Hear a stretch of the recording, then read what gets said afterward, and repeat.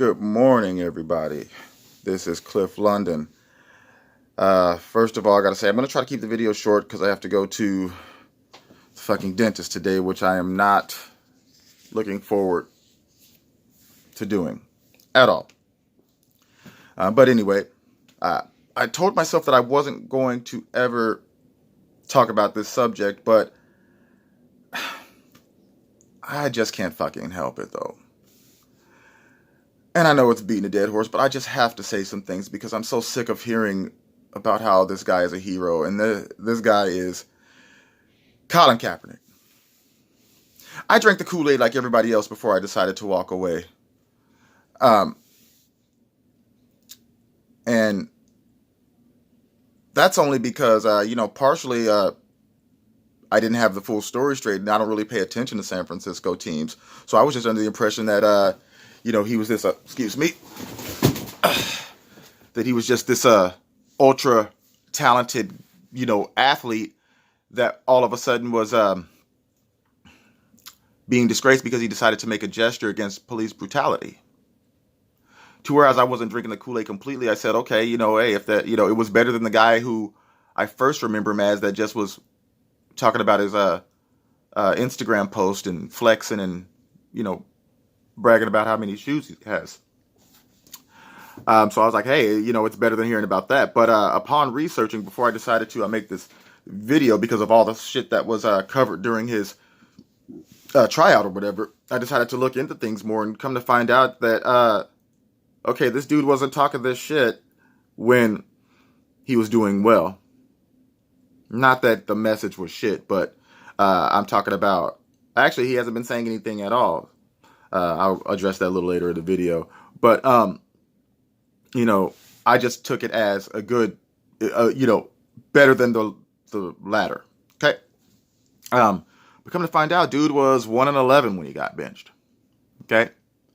He'd been playing shitty. Part of that is because these NFL teams aren't stupid. They watched a video from the season before, got his fucking number, and he wasn't able to do that, shit anymore. That's basically what what the main thing was. And then it exposed his other deficiencies, his inaccuracy. The dude can throw a bullet, but if you can bench 300 pounds and, you're 6'5", anybody can throw, a lot of these guys can throw bullets and can throw the ball hard, but it's about accuracy and touch in a passing league, which he never had none. He never had it. I watched video.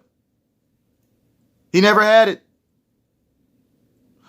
But anyway, even still, he was offered another contract. Everyone knows this. San Francisco, one of the most liberal cities, offered dude another contract, and he chose not to take it. For whatever reason. He didn't like the offense.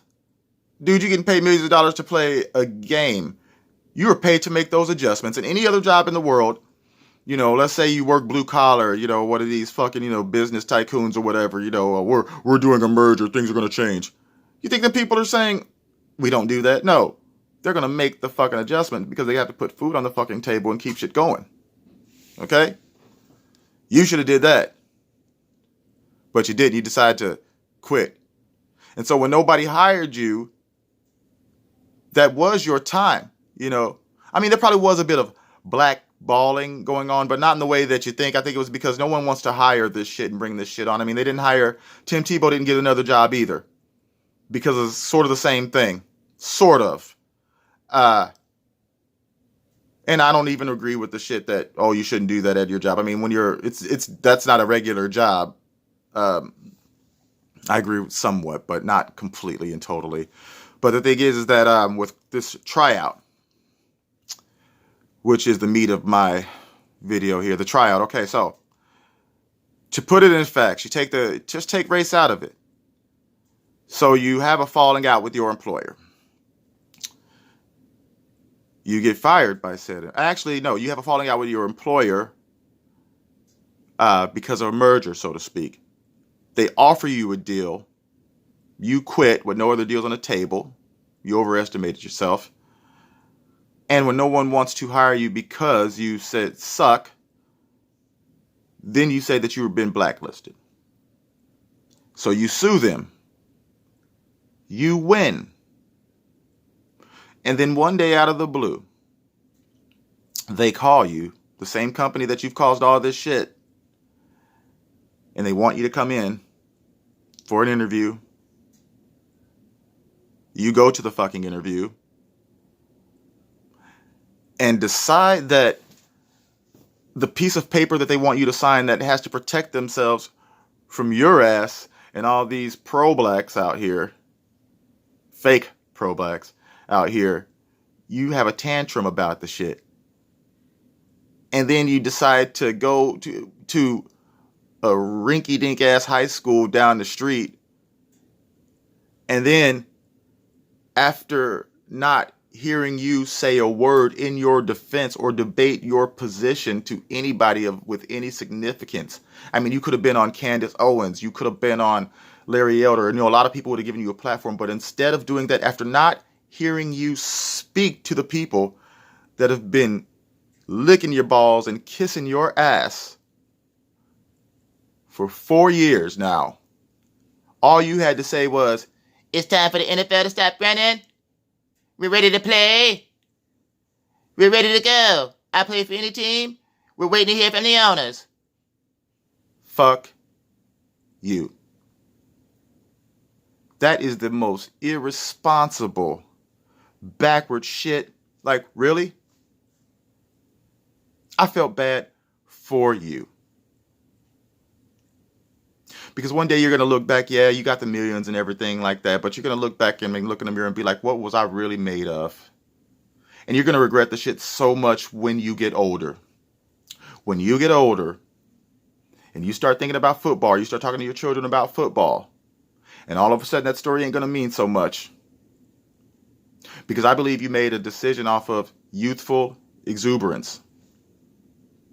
Because you didn't grow up like that. You didn't grow up like Trey from Boys in the Hood. You didn't.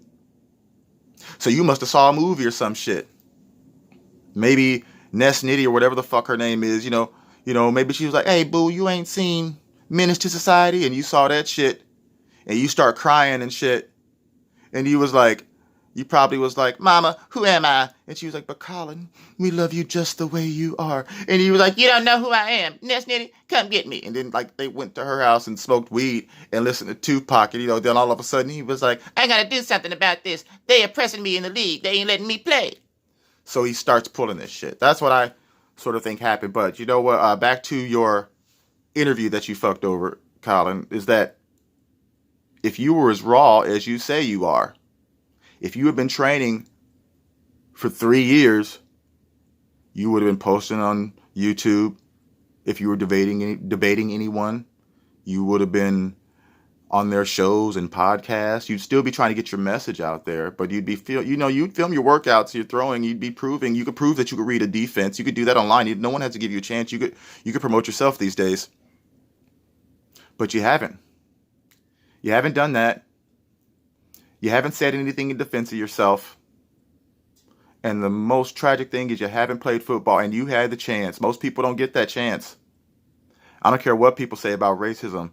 You telling me this dude ain't privileged?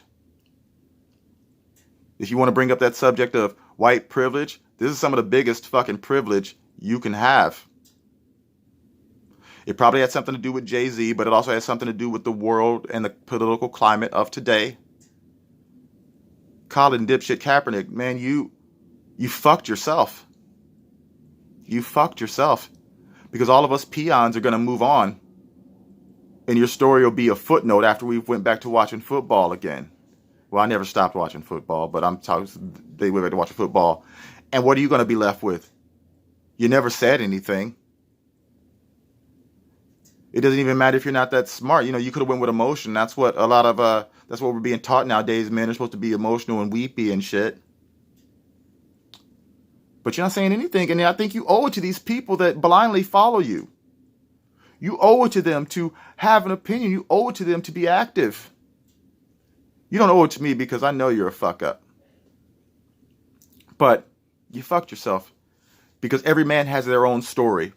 And you had an opportunity to have a great one by just going there and balling the fuck out. That was a sign. It don't matter what they want you to sign.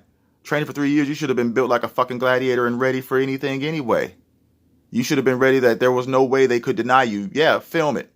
Have them film it and have your own people film it. Shit, let them film with their wide receivers. You film a video with your wide receivers. If that's what you're really afraid of them portraying you in a certain way, they can't. You have every ability to fight way more than people did in the 50s and 60s. Way more. And then wearing the stupid fucking Kunta Kinte shirt? Really? Really, motherfucker? Kunta fucking Kinte? You just seen that movie, first of all. Because I was a little fucking kid when that movie came out. There's been several remakes and a TV show of it since. And you just now getting to the party? Okay, that just proves right there. You knew, it's new. And I know they don't sell those online, so you had to get it custom, Kunta Kinte. You're comparing your fucking rich, well-to-do, belly-full, fucking ultra gym ass. You comparing yourself to Kunta Kinte? Are you crazy? And what statement were you making with that? First of all, how many of them do you think? I mean, they probably looked in their phone. What does it say on his shirt? Kunta Kinte. But who is that to? So you're saying that are you saying that you're a slave because they granted you an interview after fucking them up the ass? I mean, what was the statement there? You know, I mean, maybe if you wore a shirt that said, as corny as it would be, something that had to do with football, like it could have been superstar or elite, a shirt that elite or first string, but you're trying to make an empty fucking statement. I don't mind if it has to do with something. Like, even if I don't agree with your beliefs, if there was a context in which you would wear a Kunta Kinte shirt, like if it was a context, I would get it. But it wasn't. It was just a bullshit gesture, and it was made to mainly it's like you're trying to make up for lost time. It's like you're apologizing for having a good life and growing up in a good life. You only get one life. There's no glamour in suffering. I mean, it's character building stuff, but hey, you only get one life. And you've been trying to pretend that you live like the rest of us and you don't. It doesn't mean that you can't relate. Everybody can relate to pain and sacrifice, but you had an opportunity you fucking blew.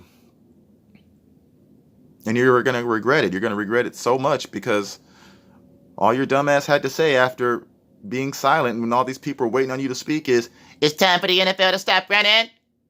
We're ready to play. We're waiting on phone calls from the teams." And then you jogged off and shit. It kind of had a feminine jaunt the way he ran off, actually. It was kind of femme, but that's another thing.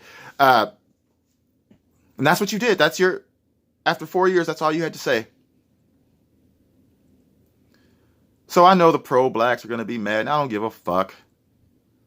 Sick of this shit anyway. All you guys talking without any game plan. And when you can't debate anybody, all you always say is that all you have is these stupid ass terms like buck dancing, or coon. Oh, by the way, a fucking coon is what the KKK used to call runaway slaves when they were hunting them down. They would say, "We're going to go coon hunting." And you dumb fucks have adopted their vernacular and now call other black people that. Go fuck yourself. And Colin Kaepernick, go fuck yourself. You let a lot of people down. You're a moron. You know what? They shouldn't even say shut up and play football because you ain't talking in the first place. So all you had to do was play fucking football. And you couldn't do that. And you never was that good anyway. So please, just go the fuck away. And thank you for nothing, dickhead. My name is Cliff London. And remember, there is no fate but what we make for ourselves. And if you've liked what you heard the video today or not, please rate, comment, share. Curse me out if you want. Either way, my world keeps turning. Thank you for listening. This is Clifford London. I have to go to the fucking dentist. Good morning, everybody. Have a good day.